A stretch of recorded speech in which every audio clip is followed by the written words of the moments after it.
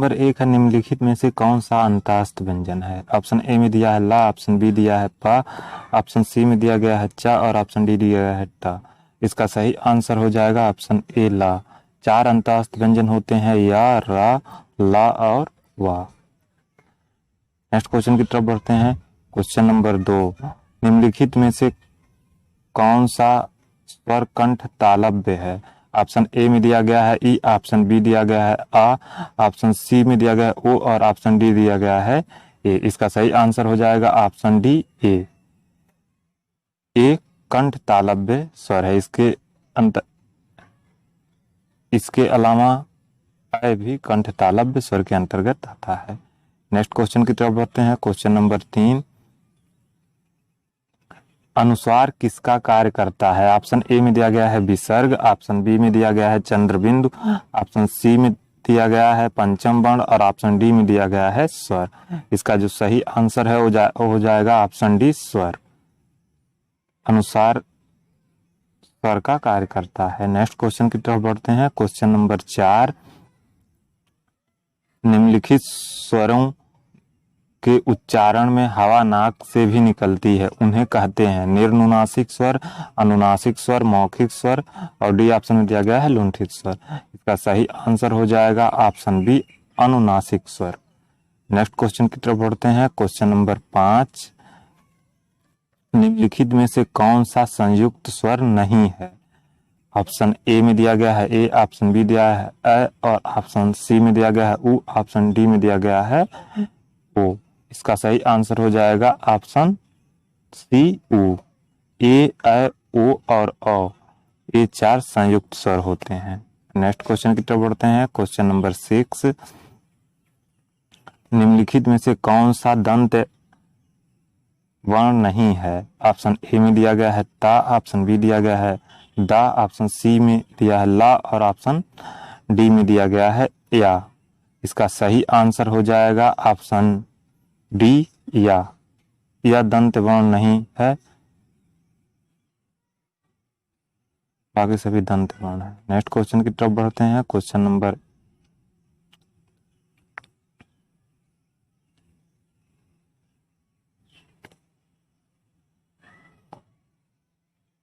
7, हिंदी स्वरों का वर्गीकरण जब जीव के भाग के आधार पर किया जाता है तो निम्नलिखित में से कौन सा भेद इसके अंतर्गत नहीं आता है? ऑप्शन ए दिया है अग्र, ऑप्शन बी में दिया गया है मध्य स्वर, ऑप्शन सी में दिया गया है पश्च स्वर और ऑप्शन डी में दिया गया है विवृत स्वर। इसका सही आंसर हो जाएगा ऑप्शन डी विवृत स्वर। नेक्स्ट क्वेश्चन की तरफ बढ़ते हैं। क्वेश्चन नंबर 8, निम्नलिखित में से पार्श्विक ध्वनि कौन सी है? ऑप्शन ए में दिया गया है रा, ऑप्शन बी में दिया गया है ला, ऑप्शन सी में दिया गया है रा और ऑप्शन डी में दिया गया है चा। इसका सही आंसर हो जाएगा ऑप्शन बी ला पार्श्विक ध्वनि। नेक्स्ट क्वेश्चन की तरफ बढ़ते हैं। क्वेश्चन नंबर 9, ट वर्ग उच्चारण की दृष्टि से किस प्रकार की ध्वनि है? ऑप्शन ए में दिया गया है कंठ, ऑप्शन बी में दिया गया है तालव्य, ऑप्शन सी दिया है मूर्धन्य और ऑप्शन डी में दिया गया है दंत। इसका सही आंसर हो जाएगा ऑप्शन डी दंत। नेक्स्ट क्वेश्चन की तरफ बढ़ते हैं। क्वेश्चन नंबर 10, निम्नलिखित में से कौन सा दीर्घ स्वर है? निम्नलिखित में से कौन सा दीर्घ स्वर है? ऑप्शन ए में दिया गया है आ, ऑप्शन बी दिया गया है उ, ऑप्शन सी है ए और ऑप्शन डी में दिया गया है ओ। इसका सही आंसर हो जाएगा ऑप्शन ए आ दीर्घ स्वर है, बाकी उ जो है ए ह्रस्व स्वर है, ए और ओ ए संयुक्त स्वर के अंतर्गत आते हैं, इसलिए इसका सही आंसर हो जाएगा ऑप्शन ए आ। नेक्स्ट क्वेश्चन की तरफ बढ़ते हैं। क्वेश्चन नंबर 11, चा छ ज झ का उच्चारण होता है? ऑप्शन ए में दिया गया है ओष्ठ, ऑप्शन बी में दिया गया है दंत से, ऑप्शन सी दिया है तालु से और ऑप्शन डी में दिया गया है मूर्धा से।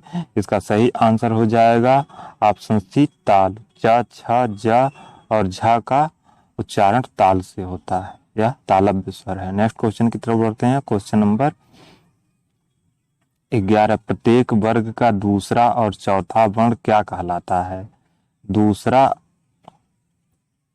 दूसरा और चौथा वर्ण क्या कहलाता है? ऑप्शन ए में दिया गया है महाप्राण, ऑप्शन बी में दिया गया है अल्प प्राण, ऑप्शन सी में दिया गया उत्क्षिप्त व्यंजन और ऑप्शन डी में दिया गया है अनुनासिक व्यंजन।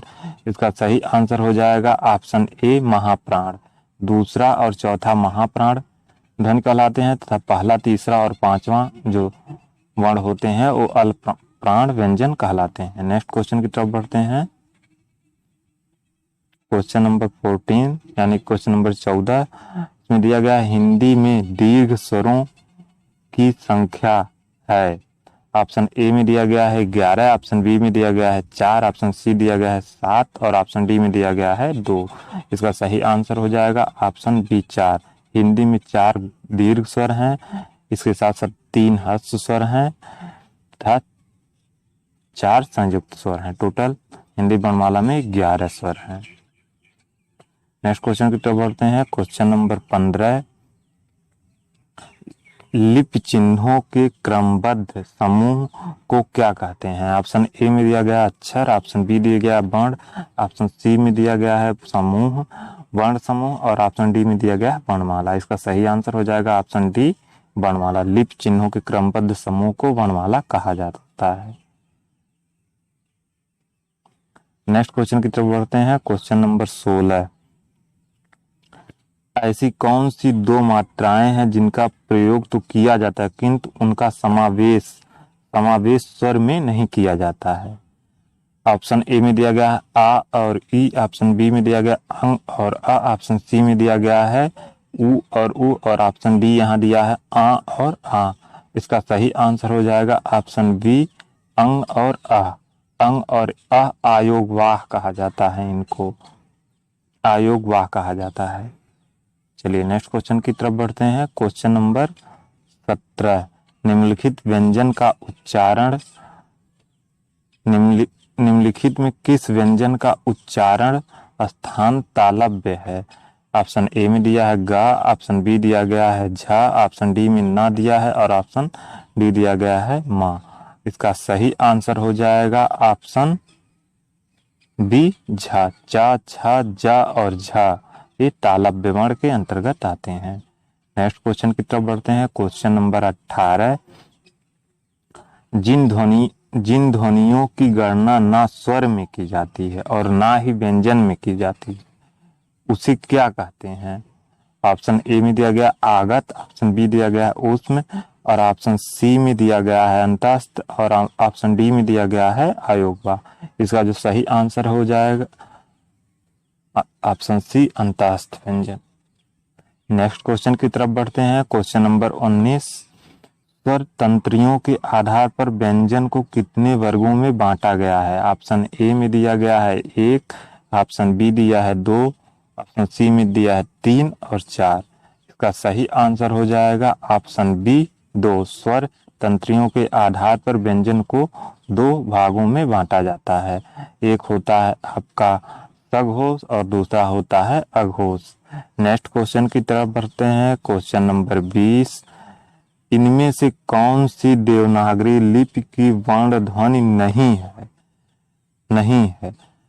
इसमें ऑप्शन ए में दिया गया है ग्रीवा ध्वनि, ऑप्शन बी आपका दिया है मूर्धा ध्वनि, ऑप्शन सी में दिया गया है कंठ ध्वनि और डी है तालव्य ध्वनि। इसका जो सही आंसर हो जाएगा ऑप्शन ए हो जाएगा ग्रीवा ध्वनि। नेक्स्ट क्वेश्चन की तरफ बढ़ते हैं। क्वेश्चन नंबर 21 इसमें दिया गया है भाषा की सार्थक लघुत्तम इकाई है। इसमें ऑप्शन आपका दिया है ऑप्शन ए शब्द, बी में दिया गया है वर्ण, सी में दिया गया है अर्थ और डी में दिया गया है मात्रा। इसका जो सही आंसर हो जाएगा ऑप्शन ए शब्द। नेक्स्ट क्वेश्चन की तरफ बढ़ते हैं। क्वेश्चन नंबर 22 किस स्वर के उच्चारण में दीर्घ स्वर से अधिक समय लगता है? दीर्घ स्वर से अधिक समय लगता है। इसका ऑप्शन ए दिया है अनुस्वार, ऑप्शन बी में दिया गया है अनुनासिक, सी लघु और डी दिया गया है फलूट। इसका सही आंसर हो जाएगा ऑप्शन डी फलूट स्वर। नेक्स्ट क्वेश्चन की तरफ बढ़ते हैं। क्वेश्चन नंबर 23 वर्णमाला में स्पर्श व्यंजनों की संख्या कितनी है? ऑप्शन ए में दिया गया है 25, ऑप्शन बी है 30, ऑप्शन सी है 20 और ऑप्शन डी में दिया गया है 35। का सही आंसर हो जाएगा ऑप्शन ए 25। वर्णमाला में का से लेकर माँ तक के जो वर्ण हैं इनको स्पर्श व्यंजन कहा जाता है या इसे वर्गीय व्यंजन भी कहा जाता है। नेक्स्ट क्वेश्चन की तरफ बढ़ते हैं। Question number 24। स्वर ए ऐ का उच्चारण स्थान कौन सा है? ऑप्शन ए में दिया गया है कंठोष्ठ, ऑप्शन बी दिया है दंतोष्ठ, ऑप्शन सी में दिया गया कंठ तालव्य और ऑप्शन डी दिया गया है ओष्ठ। इसका जो सही आंसर हो जाएगा वो हो जाएगा ऑप्शन ए कंठोष्ठ। नेक्स्ट क्वेश्चन की तरफ बढ़ते हैं। Question number 25। हिंदी शब्दकोश में का के बाद कौन सा व्यंजन दिखाई देता है? हिंदी शब्दकोश में का के बाद छा आता है, छतरी वाला छा आता है, इसलिए इसका सही आंसर हो जाएगा ऑप्शन डी।